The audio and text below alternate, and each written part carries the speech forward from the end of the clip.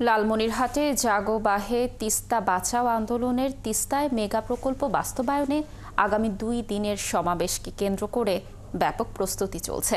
তিস্তা বাঁচাও নদী রক্ষা আন্দোলন কমিটির প্রধান পৃষ্ঠপোষক রংপুর বিভাগীয় বিএনপির সাংগঠনিক সম্পাদক অধ্যক্ষ আসাদুল হাবিব দুলু জানান, বিকেলে এর উদ্বোধন করবেন বিএনপির মহাসচিব মির্জা ফখরুল ইসলাম আলমগীর। এছাড়াও বিএনপির স্থায়ী কমিটির সদস্য গয়েশ্বর রায়, বরকতুল্লাহ বুলু, নাগরিক কমিটির জুনায়েদ সাকি সহ আরও অনেকে বিভিন্ন স্পটে থাকবেন। সমাবেশকে কেন্দ্র করে লাখো মানুষের সমাগম হবে বলেও জানান তিনি।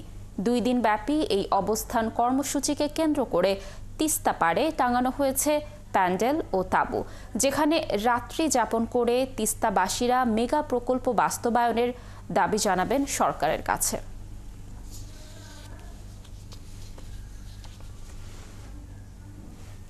দর্শক, এই বিষয়ে বিস্তারিত জানাতে লালমনিরহাট থেকে যুক্ত হচ্ছেন সহকর্মী সামিউল ইসলাম পাটোয়ারি মিলন।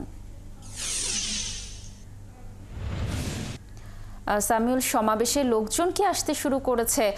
সমাবেশ স্থলে কেমন দেখছেন লোক সমাগম, এবং জানাবেন যে কর্মসূচি নিয়ে আয়োজকরা কি বলছেন এবং মানুষ যারা রয়েছে তাদের প্রতিক্রিয়া আসলে কেমন, জানাবেন।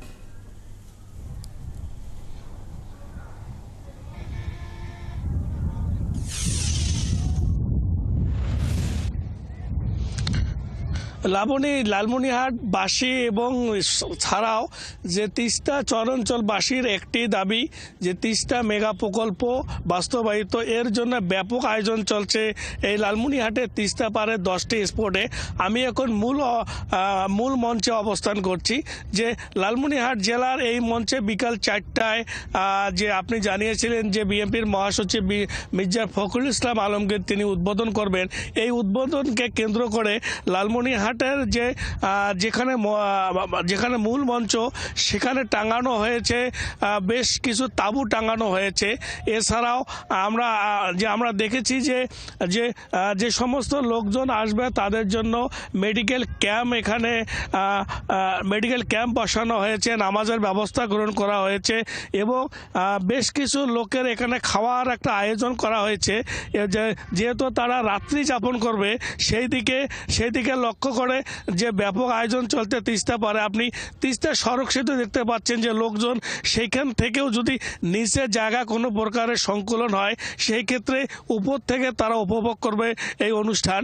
এবং এই যে তিস্তা পাড়ের যে লোকজন তারা ইতিমধ্যে আসতে শুরু করেছে এবং আমি বেশ কয়েকটি চর অঞ্চলে গিয়েছিলাম, যে সেখানে লোকজনের মাঝে আমরা একটা দেখেছি যে জাগো বাহে তিস্তা বাঁচাও এই স্লোগানে মুখরিত বিভিন্ন চর অঞ্চল, যে তাদের একটি দাবি যে তিস্তা মেগা প্রকল্প যেন দ্রুত বাস্তবায়ন করা হয়।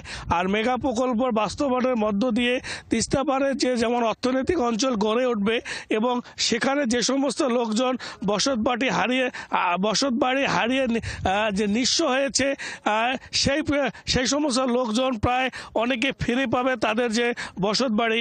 এবং এছাড়া আমি অন্য যেখানে মঞ্চ রয়েছে, স্থান রয়েছে আজকে উদ্বোধনে, সেখানেও আমি লক্ষ্য করেছি এবং খোঁজখবর নিয়েছি।